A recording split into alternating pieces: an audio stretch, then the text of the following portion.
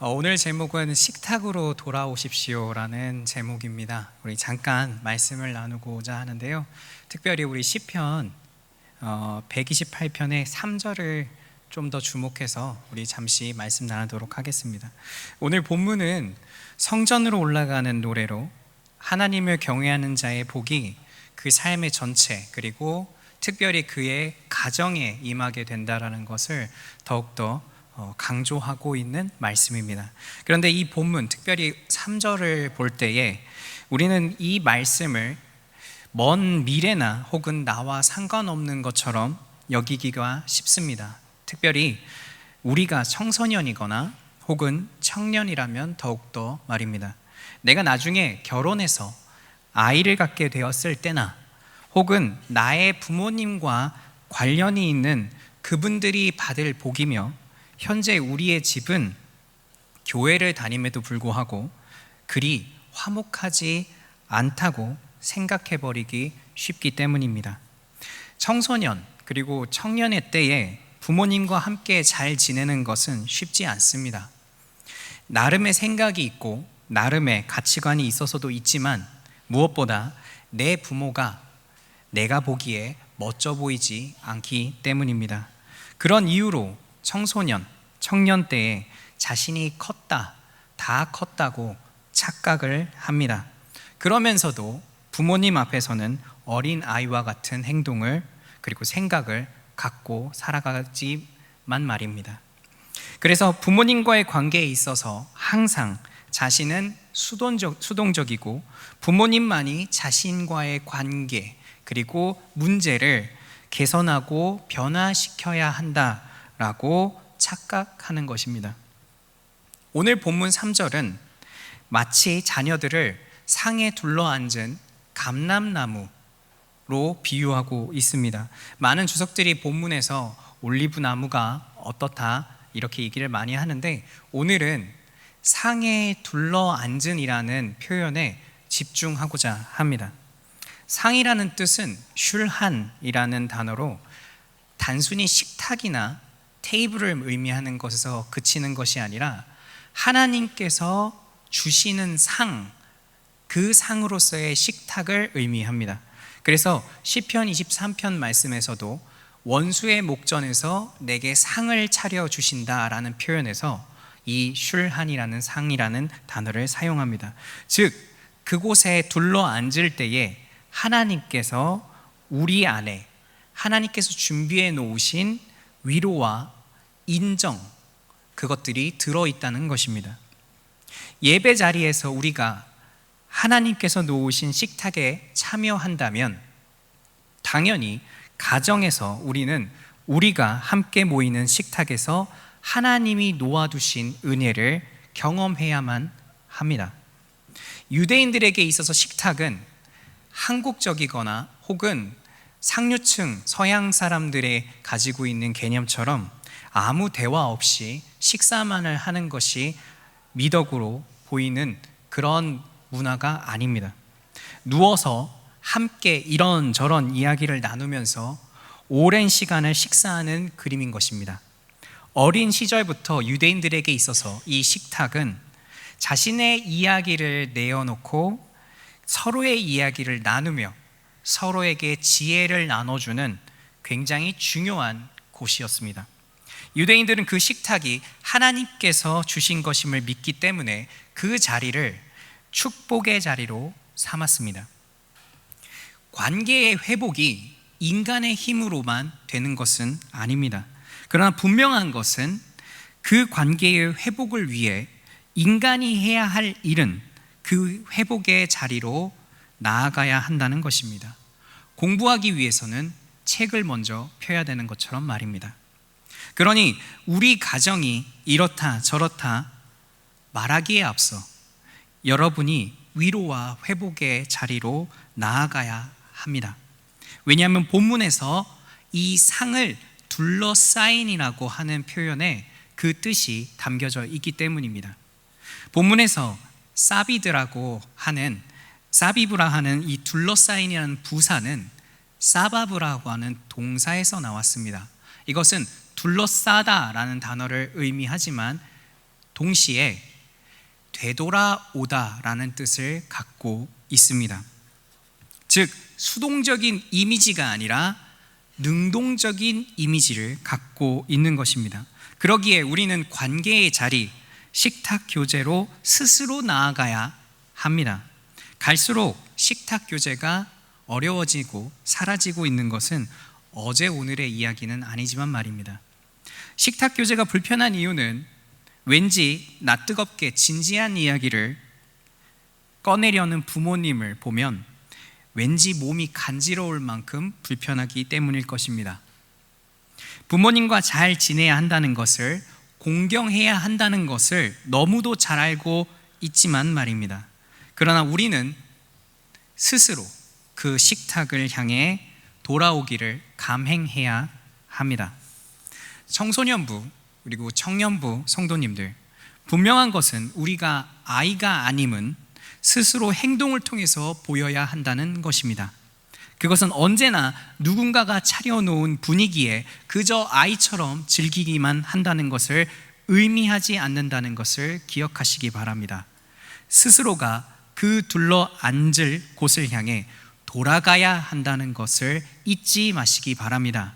그러기 위해서 식탁 교제를 소중히 여김과 동시에 제가 여러분들에게 항상 강조하듯 부모님의 기도 동역자가 되십시오. 아이가 아니라면, 사리 분간이 된다면 부모님에게 기도가 필요하다는 것, 무엇보다 그 부모님들에게 더 많은 기도가 필요하다는 것을 모를 리가 없을 것이기 때문입니다. 우리가 따로 시간을 떼어서 부모님을 위해 기도하는 시간에 우리는 부모님의 마음을 배울 것이고, 부모님이 나를 이해하고 위로하는 법을 배워야 한다는 것만큼 우리가 얼마나 부모님을 이해하고 위로하는데 어색해 하는지를 알게 될 것입니다. 거기서 또다시 식탁에서 나눌 대화의 주제가 떠오를 것이고, 그것은 또다시 서로를 위한 기도의 제목으로 옮겨질 것이기 때문입니다. 그 투박한 시도의 자리에서 우리 가정에 하나님의 샬롬이 시작될 것임을 기억하시면서 주 안에서 그저 부모와 자녀의 자리가 아닌 진정한 기도의 공동체로 새로워지시기를 주님의 이름으로 축원합니다. 오늘 날씨가 어떠신가요? 네, 오늘은 날씨가 너무 좋습니다. 비가 오면 교회의 출석률이 떨어진다고 합니다. 이렇게 비가 오면 물에 젖을까봐 교회 나오지 못하는 신앙을 종이 신앙이라고 부릅니다. 종이는 물에 젖으면 찢어지기 때문입니다.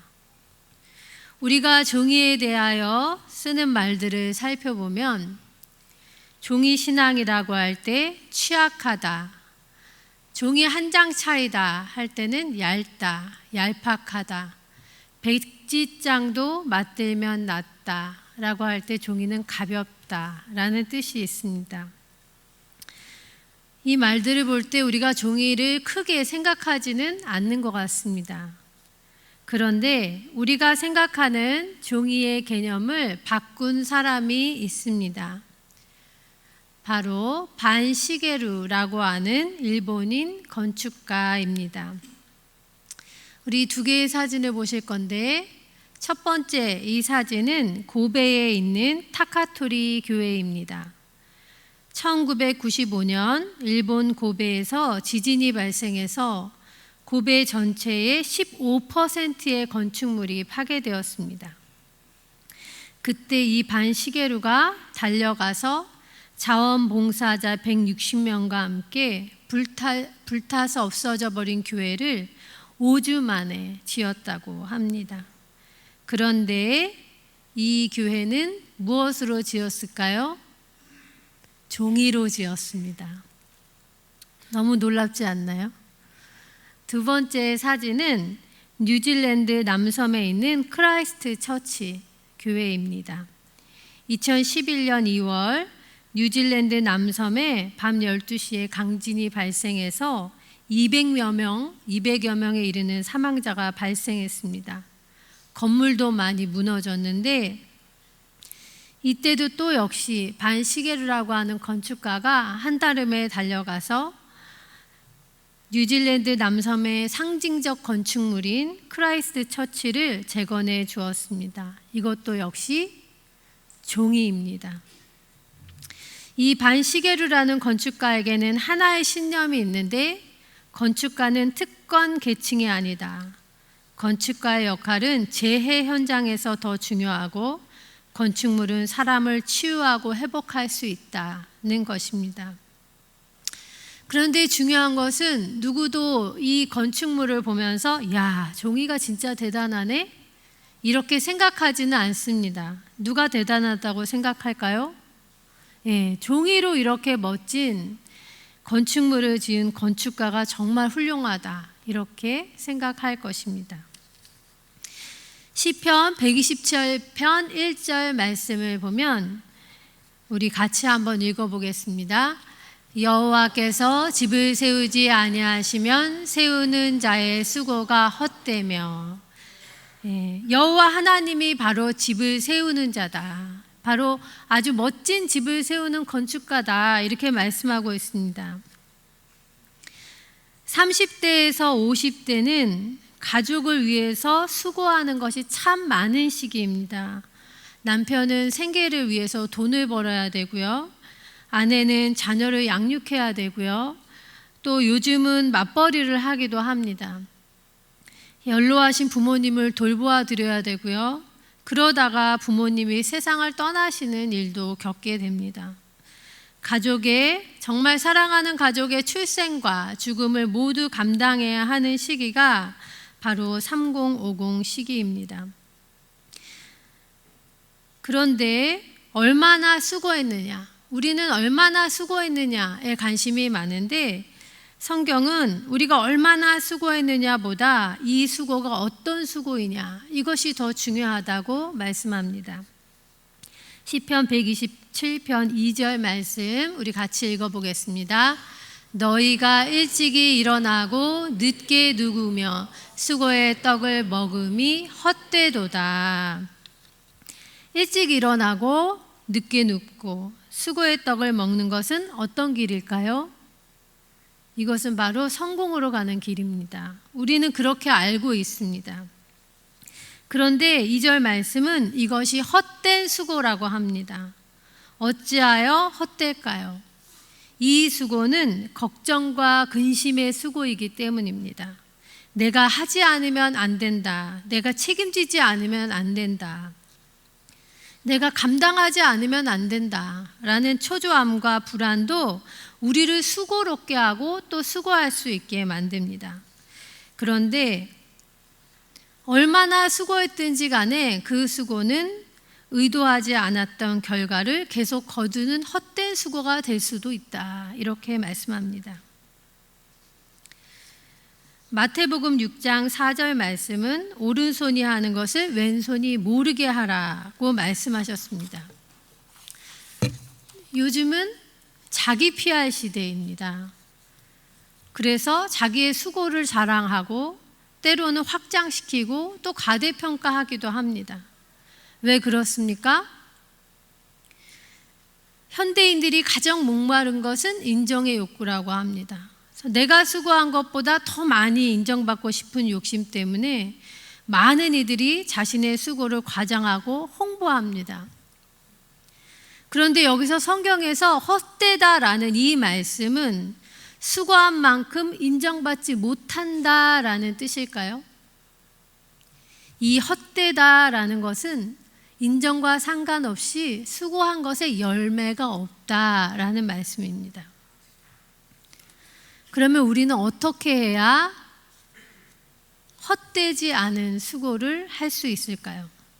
시편 128편 1절과 2절이 있는데 우리 같이 연결해서 읽어보겠습니다. 여호와를 경외하며 그의 길을 걷는 자마다 복이 있도다. 내 손이 수고한 대로 먹을 것이라. 내가 복되고 형통하리로다. 예. 아멘. 여호와를 경외하고 그 말씀을 따라 길을 걷는다면, 삶을 살아간다면 손이 수고한 대로 먹게 될 것이다. 수고에 합당하고 합당한 열매를 거두고 목적한 바의 결과를 얻게 될 것이다. 우리가 원하는 성취를 받게 될 것이다. 또 형통할 것이다.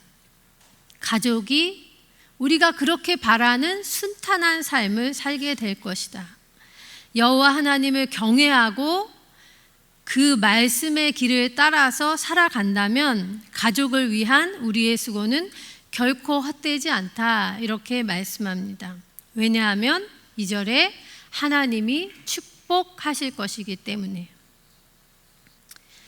걱정하는 수고, 근심하는 수고, 초조함과 불안함이 그것도 나를 수고하게 하지만 그것이 아무리 커도 열매가 없을 수 있다. 그렇지만 우리가 신앙의 수고, 하나님의 의지하는 믿음을 갖고 하는 수고라면 그것이 크든 작든 하나님이 축복하여 열매를 주실 것이다. 이렇게 말씀합니다. 그리고 이 축복이, 이 행복이 열린 행복. 그래서 누구라도, 어떤 가족이라도 그렇게 한다면 행복할 수 있다. 이렇게 말씀합니다. 오늘 이 말씀의 1절은 행복송이고 2절은 축복송입니다. 자전거에는 앞바퀴와 뒷바퀴가 있습니다. 앞바퀴와 뒷바퀴는 같이 굴러갑니다. 이 앞바퀴와 뒷바퀴처럼 가정의 행복과 하나님의 축복은 같이 굴러간다고 말씀하는 것입니다. 두 번째는 앞바퀴와 뒷바퀴 중 어느 것이 동력인지 혹시 아실까요?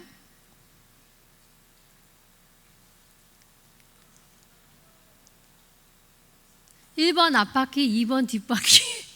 1번 손 들어보세요. 1번. 예, 2번. 예, 아주 자전거에 대해서 잘 알고 계세요. 저도 앞바퀴가 동력인 줄 알았어요. 왜냐면 자동차가 그렇잖아요. 그런데 뒷바퀴가 동력이라고 하더라고요. 그래서 뒷바퀴가 앞바퀴를 밀고 가는 게 이 자전거의 원리이듯이 오늘 말씀도 보면 1절은 행복송이고 2절은 축복송입니다. 행복이 앞에 있어서 행복이 끌고 갔던 것 같은데 사실은 축복이 행복을 밀고 가는 그런 구조입니다. 그래서 행복성이 먼저 나왔지만 하나님의 축복이 없으면 가정이 행복할 수 없다. 혹시 우리는 가정의 행복을 하나님의 축복보다 앞세우고 있지는 않습니까? 요즘은 가족의 형태가 정말 다양합니다. 예전에는 가족 하면은 확대가족, 핵가족 이렇게 두 개였는데 요즘은 가족의 형태 하면은 핵가족, 확대가족, 노인가족, 한부모가족, 이혼가족, 혼합가족, 입양가족, 1인가족, 동거가족. 그래서 어떤 이혼 전문가가 말하기를 셰익스피어의 표현대로 요즘 아이들은 등장인물과 퇴장인물이 정말 많은 가정에 살고 있다고 합니다. 요즘 가족의 형태가 이렇게 다양하다는 것은 어떤 의미일까요? 가족을 지켜나가기에 우리는 많은 연약함을 가지고 있다는 뜻입니다. 사람에게는 연약함이 있습니다. 타고난 연약함도 있지만 성장 과정에서 생기는 연약함도 있습니다. 그래서 성장하면서 갖게 되는 연약함을 발달 트라우마라고 합니다. 이 발달 트라우마는 행복한 가정을 꿈꾸면서 결혼했지만 어려운 일이 생기면 우리가 종이가 물에 젖듯이 그렇게 우리를 외부 환경에 취약하고 얄팍하고 무게감이 없는 사람으로 만듭니다.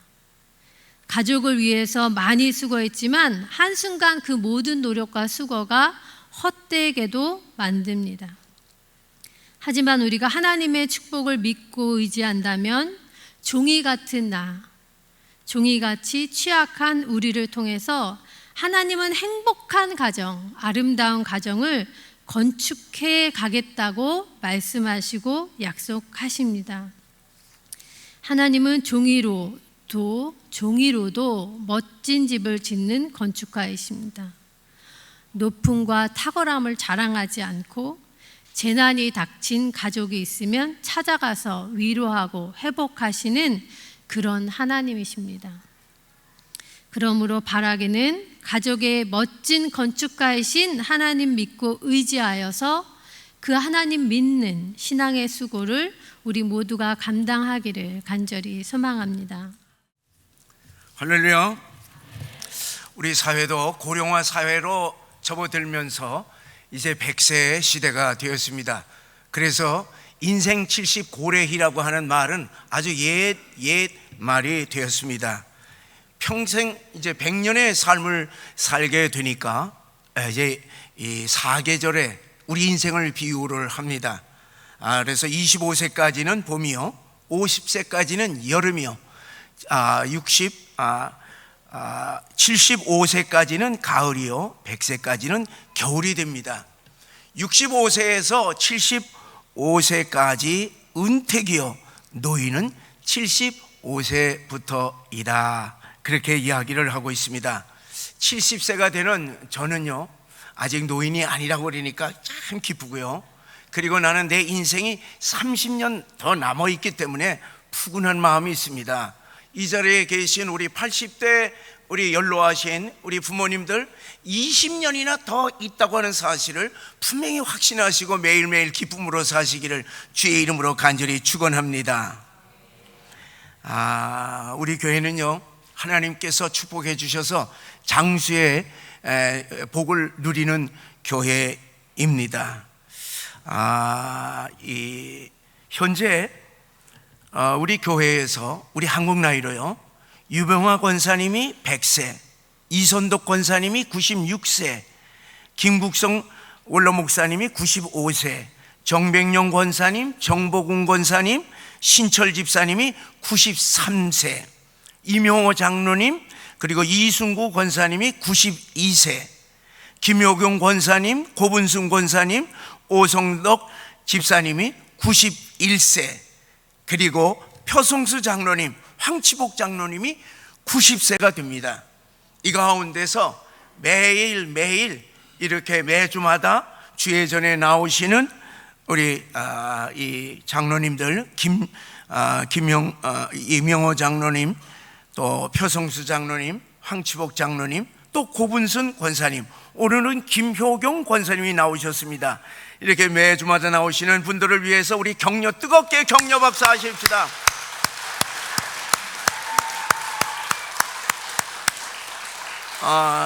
이렇게 고령이심에도 불구하고 교회 나오니까 우리 온 교인들은요, 그때까지는 건강하게 매주 나온다고 하는 이 마음이, 든든한 마음이 있습니다.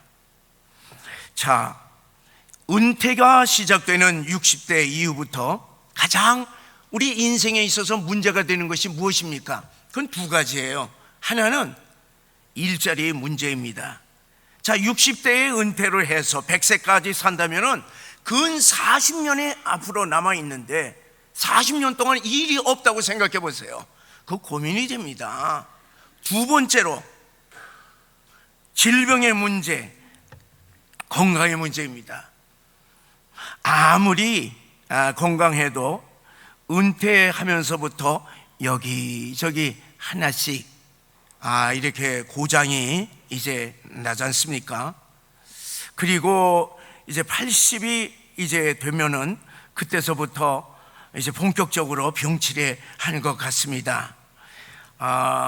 평생 아픈 데 없이 건강하게 사시다가 9988234 하면은 얼마나 좋겠습니까? 그런데 그렇지 못한 것이 우리의 연약한 인간의 몸입니다. 저도요,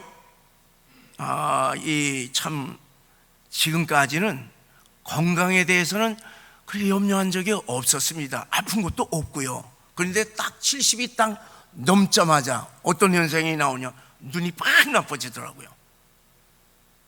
그래서 저 멀리 그 대수는 잘 안 보여요. 죄송해요. 그래서 제가 우리 목사님 변했나 그렇게 생각하지 마시라고요. 나 속을 붙이더라고. 그래갖고서 요즘에 실로암 병원에 내가 자주 가는 편이에요. 저도 별 수 없더라고요. 고장이 나더라고. 답답하더라고요. 여러분, 사람은 늙게 되면 누구나 노년의 행복을 위협하는 4가지 고통을 겪게 됩니다. 그 첫 번째가 병고입니다. 매년마다 몸이 약해져서 질병이 찾아오니 참 고통스럽습니다. 두 번째는 빈고입니다. 평생 자식들 뒷바라지하고 유산 다 물려주지 마세요. 앞으로는 물려주고 그리고 빈손이 된 것이에요. 나이 들어 몸도 아프고 돈도 못 벌고 가진 것도 없으니 참 고통스럽습니다. 세 번째, 고독고입니다. 자녀들이 내 곁을 다 떠나고 주변 친구들도 하나 둘씩 세상을 떠납니다. 그래서 이런 노래가 있잖아요. 해는 져서 어두운데 찾아오는 사람 없어 밝은 달만 쳐다보니 외롭기 하니 없네. 자, 이 노래처럼 노년에 홀로 외롭고 쓸쓸하게 사니 고통인 것입니다. 네 번째는 무의고입니다. 사람이 무엇인가 일해야만 삶의 의미와 보람을 느끼게 되는데 아무것도 할 일이 없으니 또 일도 시키지도 않으니까 참 고통스러운 것이에요. 나는 더 이상 아무 쓸데도 없는 존재라 생각하니 서글퍼지고 마음이 더 약해집니다. 여러분, 우리 인생은 예수를 믿든 믿지 않든 누구나 이런 노년의 4가지 고통을 다 겪습니다. 내가 의지했던 것들이 하나씩 사라지니 마음 흔들리게 되고 낙심이 되고 그리고 인생이 허무해집니다. 그러나 여러분, 예수 믿는 우리는 똑같은 인생길을 걸어가지만은 인생의 결론은 허무가 아닙니다. 하나님은 이미 우리가 걸어갈 인생길에 대하여서 다 말씀해 놓았기 때문에 우리의 노년은 결코 허무하지 않습니다. 오늘 우리들이 읽은 본문 1절 4절에 보면은 여호와를 경외하는 자는 복이 있도다, 여호와를 경외하는 자는 복이 있도다 반복하여서 강조하고 있습니다. 어떤 복입니까? 3가지예요. 첫째는 사업의 축복입니다. 2절에 보게 되면은 손으로 수고한 대로 얻게 되는 형통의 축복인 것입니다. 두 번째는 가정의 행복이에요. 3절에 내 아내와 자녀들이 식탁에 둘러앉아 먹고 즐거워하는 가정의 복입니다. 세 번째는 노년의 행복입니다. 5절 6절에 보게 되면은 평생 시온에 있는 예루살렘 성전으로부터 오는 풍성한 은혜를 바라보며 자식의 자식을 볼지어다 할아버지 할머니가 될 것이다, 그리고 이스라엘의 평강이 있도다, 하나님을 믿는 백성들에게는 노년의 평강이 있을지어다 하나님께서 말씀해 주셨습니다. 그래서 시편 128편의 말씀은 무엇을 우리들에게 말씀해 주느냐 하면은 예수 믿는 사람들은 하는 일마다 형통하고 가정이 화목하고 평생 교회로부터 오는 풍성한 은혜 가운데서 노년의 손주들을 보면서 평강을 누리게 된다는 말씀인 것입니다. 사랑하는 성도 여러분, 우리들 보세요. 우리 주변에 보세요. 우리 교회 성도님들을 보세요. 우리 교회를 통하여서 젊은 시절, 어린 시절, 젊은 시절서부터 노년에 이르기까지 위에서부터 내려오는 하나님의 축복, 하나님의 은혜를 우리들이 받습니다. 또 성도 간의 사랑의 교제를 통하여서 우리 성도님들은 모두 한 믿음의 가정, 신앙의 가정을 이루게 됩니다. 연로하신 분들이 홀로 사신다 할지라도 우리 교회의 부모님들이 되기 때문에 온 성도들이 섬기게 되어 있습니다. 그리고 이리저리 다 먹고 살잖아요. 그리고 우리 교회는요, 돌아가시게 되면 묘지까지 있어서 우리가 다 돌보게 됩니다. 세상 사람들처럼 노년에 홀로 외롭거나 인생이 허무하지 않습니다. 또 노년에 하나님과 깊은 영적인 교제를 통하여서 세상에 알지 못하는 신령한 은혜와 평강을 누리게 되는 것입니다. 그래서 우리 교회 베델 부모님들의 얼굴을 보세요. 얼굴을 보면요 어떻습니까?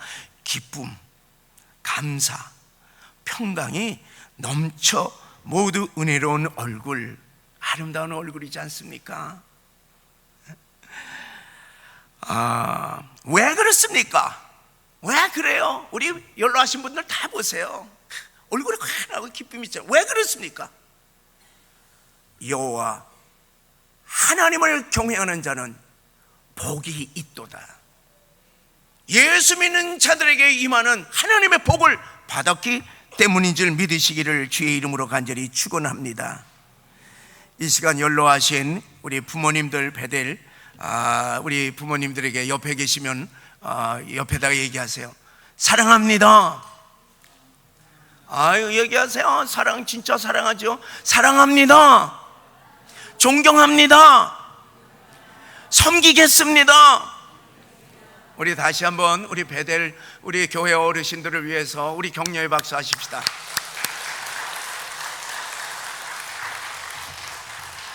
사람은 누구나 다 나이 들수록요 점점 평준화된다고 하는 뜻에서 재미있는 말을 하고 있습니다. 20대, 30대, 40대에서는요 뭐를 자랑해? 학벌을 자랑하고 직장을 자랑하고 그리고 외모를 자랑하고 그리고 금수저를 자랑을 합니다. 그러나 50대에서 딱 접게 되면 어떻게 돼요? 똑같아지잖아요. 50대부터는 잘난 사람 못난 사람 그게 그거라 해서 외모의 평준화를 이룹니다. 60대 은퇴기를 맞이하면 배운 사람 못 배운 사람 똑같아져서 지식의 평준화, 직업의 평준화를 이룹니다. 70대가 되면 남성은 여자 같아지고 여성은 남자같이 되어서 성의 평준화를 이룹니다.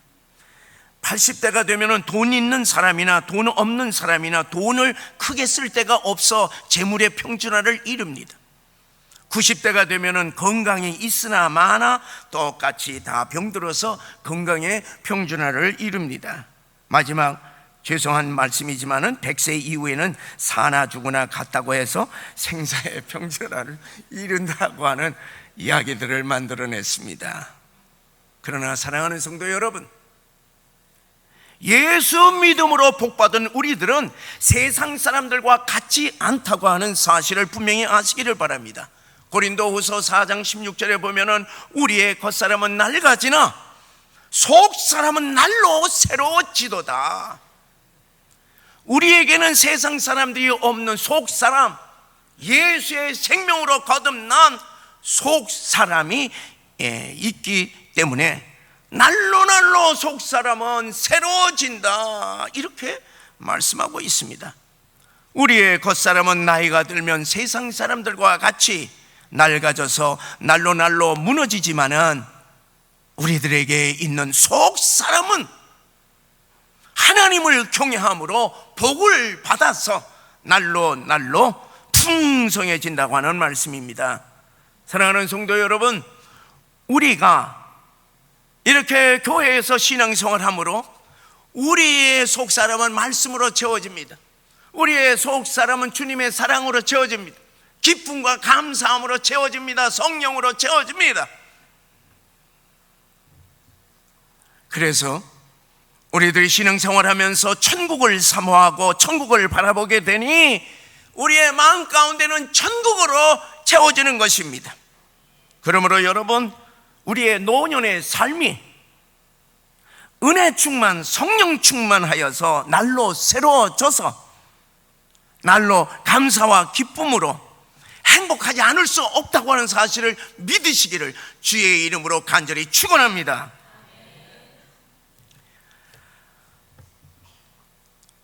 그렇기 때문에요, 노후 대책 못했다고 염려할 필요가 없습니다. 저도 노후 대책 생각 하나도 없어요. 왜 그러느냐? 광야 40년 동안 하나님께서 200만 하나님의 백성들에 대해서 굶지 않고 헐벗지 않고 다 사실 수 있도록 하나님께서 다 책임져 주셨습니다.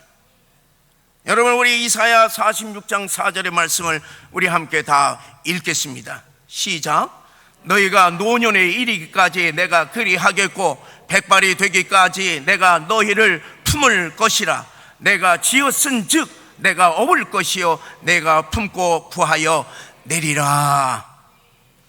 100세에 가셨는데 93세에 빌리그레함 목사님이 Nearing Home, 본향을 가까이라고 하는 책을 쓰셨습니다. 이 책의 서론에 내가 이 나이까지 살게 될 줄이야 정말로 몰랐습니다. 그런데 평생 예수 믿고 주님이 부르시면은 천국 간다는 것만 배웠지, 죽기 전까지 매일 어떻게 살아야 할지에 대해서는 배우지 못했습니다. 그래서 이렇게 아쉽습니다. 93세에 아쉬운 거예요. 그리고 마지막 결론에서 뭐라고 결론을 내냐면, 주 안에서 사는 하나님의 백성들은 천국의 영광을 매일매일 사모하면서 삽시다. 지금 당신은 본향 집으로 가까이 가고 있다는 것을 확신하며 행복하게 사십시다. 그것이 그 위대한 빌리그레 목사님의 결론인 것입니다. 사랑하는 성도 여러분, 우리도 여행을 해봤지만은 여행은 처음 이렇게 준비하고 처음 떠날 때에 마음 설레이고 행복하지만은 지치고 피곤한 긴 여행을 마치고 내 집으로 돌아올 때가 가장 기쁘고 가장 행복한 것입니다. 그러므로 사랑하는 성도 여러분, 우리 앞에 남은 인생을 위하여서 열심히 우리 모두가 준비하는 것도 중요하지만은 그 이후에 우리 인생 이후에 돌아갈 나의 영원한 본향에서 영원토록 누릴 저 천국의 행복을 바라보며 이 땅에서 매일 준비하심으로 앞으로 남은 노년의 인생을 행복하게 사시기를 주의 이름으로 간절히 축원합니다.